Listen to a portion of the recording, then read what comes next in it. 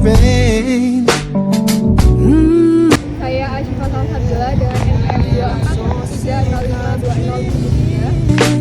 2443052073. Jakarta is sinking. Kami akan melakukan wawancara mengenai materi salah suai. We just stay here. Cause in this kind of Halo Kak, boleh minta waktunya sebentar untuk menjadi narasumber saya? Boleh. Oh ya, kenalan dulu dong. Nama saya Adel. Nama saya Nana. Nah, kakaknya tahu nggak perilaku salah suai itu apa? Sebelumnya saya nggak pernah dengar hal itu sih. Emang itu apa ya, Kak? Iya, jadi perilaku salah suai adalah satu tindakan yang tidak sesuai dengan perilaku seharusnya. Kira-kira kakak ada nggak perilaku tersebut? Setelah saya dengar apa yang kakak tadi bilang sih, sepertinya saya pernah ya, Kak, melakukan hal itu. Iya, saya lihat-lihat kakaknya lebih senang menyendiri ya? Iya, Kak. Iya. Kenapa sih kakak lebih suka menyendiri daripada berinteraksi dengan orang lain? Sebenarnya saya lebih nyaman untuk sendirian karena saat saya bersama orang lain tuh saya bingung, Kak, harus mulai percakapan gimana. Terus saya juga merasa canggung, jadi saya lebih nyaman dengan diri saya sendiri gitu. Oh iya, terus bagaimana sih kakak buat menangani kasus salah suai tersebut? Kalau dari pengalaman saya biasanya sih waktu masih kecil kan saya misalnya mau berteman dengan orang lain. Iya. Nah, kalau misalnya orang lain itu mengejek saya karena perbedaan, pasti saya akan merasa canggung kan, Kak. Iya. Oleh karena benar. itu pasti saya akan menghindar dari mereka dan saya memilih untuk sendirian aja. Begitu. Bagaimana perilaku Anda jika kakaknya diharuskan untuk berinteraksi dengan orang lain? Seperti yang udah saya bilang tadi, pas itu saya akan merasa gugup gitu loh, Kak. Apalagi misalnya baru ketemu nih sama orang lain, pasti saya itu akan merasa takut, bingung gimana ya buat ngomong ke mereka, takut salah, pokoknya gitu sih, Kak, biasanya. Apa aktivitas yang suka Anda lakukan? Selain itu, ada nggak aktivitas yang kakak sering lakukan gitu sehari-harinya?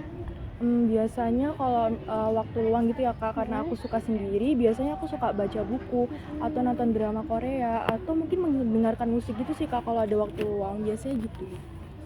Perasaan ini. Apakah kakak pernah mengatasi dengan suatu cara mengatasi perilaku ini? Pernah, misalnya kayak kita dapat tugas kelompok nih, Kak. Iya. Pas dapat tugas kelompok kan kita nih harus kan buat komunikasi sama orang-orang di Iya, kelompok. harus. Nah, mau nggak mau kan pasti saya harus memulai pembicaraan kan, Kak. Pasti pada saat itu, saat saya sudah mencoba, saya tetap aja ngerasa takut salah pokoknya. Jadi ya karena hal itu menghambat saya gitu, Kak, untuk berkomunikasi dengan mereka. Jadi menghambat ya buat kakaknya berinteraksi dengan orang lain gitu. Jadi kakaknya merasa kakak tuh nggak nyaman gitu Iya, buat benar. ngobrol dengan orang lain atau berinteraksi dengan orang lain yang seharusnya kakak tuh kayak aku sebenarnya nggak mau nih di posisi ini di sekarang Iya, gitu. benar. Terus menurut kakak perilaku ini berdampak apa buat kakak dalam kesehariannya? Memiliki banyak dampak negatif ya, Kak, terutama saat mau komunikasi nih dengan orang lain. Pasti merasanya takut salah terus, jadi dari situ malah nggak punya teman. Jadi tapi selain hal itu juga saya ada sisi positifnya. Iya. Jadi saya tuh punya kebebasan gitu loh buat ngelakuin apa aja apa yang saya suka tanpa ada hambatan dari orang lain gitu, Kak. Jadi kakaknya lebih nyaman ketika kakak tuh melakukan suatu kegiatan yang emang kakaknya sebenarnya menyukai kegiatan tersebut Iya, Kak, gitu ya. Jadi kakak memiliki kebebasan untuk ngapain aja gitu.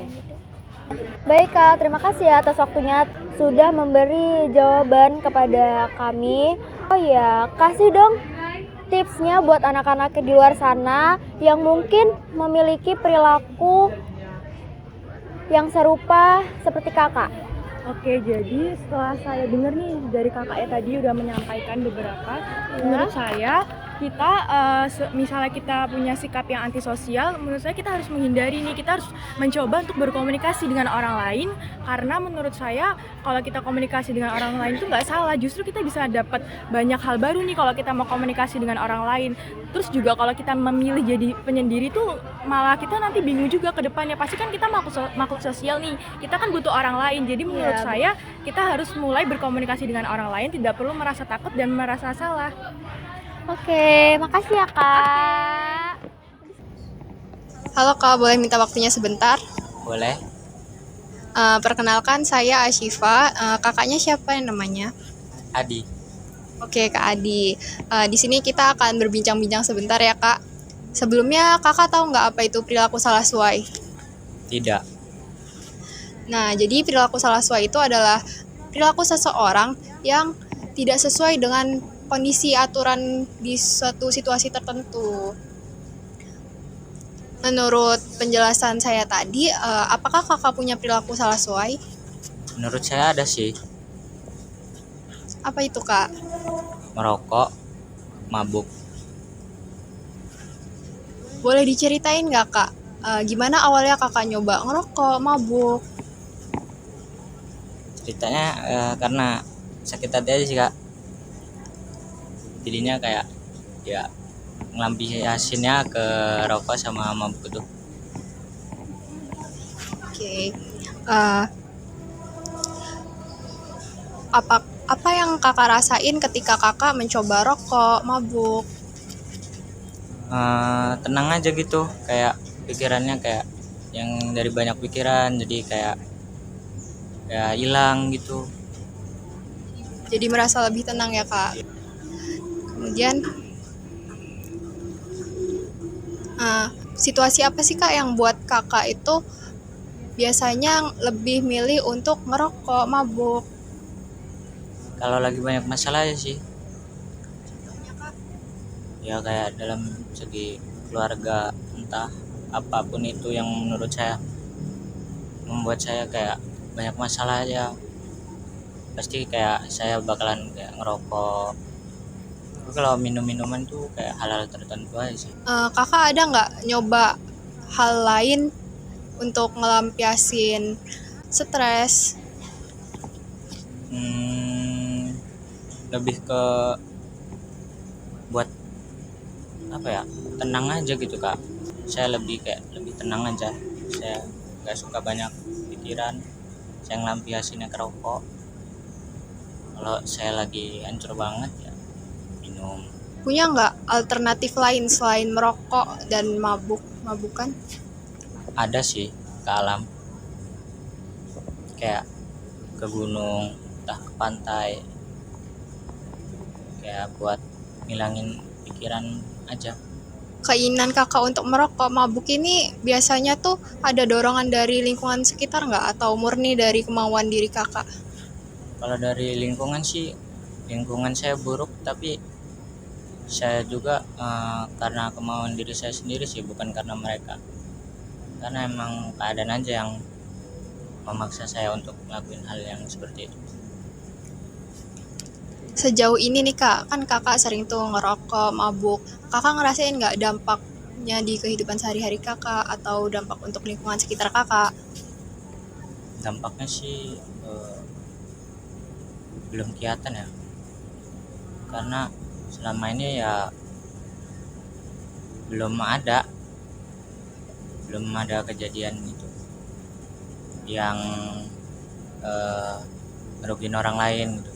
Dari bincang-bincang kita ini, kakak ada kesadaran nggak untuk ingin merubah gitu? Ada sih Kak, kayak saya juga ingin berhenti ngerokok, kayak minum-minuman, karena menurut saya kayak kurang bagus dan kayak bisa juga ngerugiin orang lain, entah kayak orang tua atau siapa, kerabat atau keluarga gitu. Dari yang tadi kakak sebutin, kakak kan juga suka tuh ke alam. Nah, itu juga bisa jadi alternatif kakak melepas stres gitu ya Kak? Iya sih, kayak sebenarnya itu hal positif yang saya lakuin, karena kayak pelan-pelan kayak bisa jadi kayak berubah jadi lebih sehat. Cukup Kak. Ya, Terima kasih ya Kak atas jawaban-jawabannya. ya sama-sama. Dari wawancara tersebut, kita dapat menyimpulkan tentang apa itu perilaku salah sesuai, akibat, dan faktor-faktornya. Nah, faktor-faktor yang dapat mempengaruhinya yaitu yang pertama dapat dari faktor psikologi seperti gangguan dan kecemasan individu tersebut. Lalu bisa dari faktor sosial seperti dari pergaulan, lingkungan sekitarnya. Faktor dari keluarga, lingkungan maupun teman sendiri atau dan sebagainya itu bisa sangat berpengaruh kepada individu itu sendiri, seperti mungkin ada pengalaman traumatis, dia menjadi seseorang yang antisosial dan mungkin akan melampiaskan trauma tersebut misal kepada perilaku seperti merokok, seperti minum-minuman atau bahkan bisa ke yang lebih tinggi sedikit yaitu judi online. Jadi teman-teman tolong hindari ya. Jadi carilah rasa aman yang ada pada diri Anda dengan cara yang baik, seperti melakukan aktivitas-aktivitas yang sangat membantu dan bermanfaat untuk diri kalian sendiri. Terima kasih.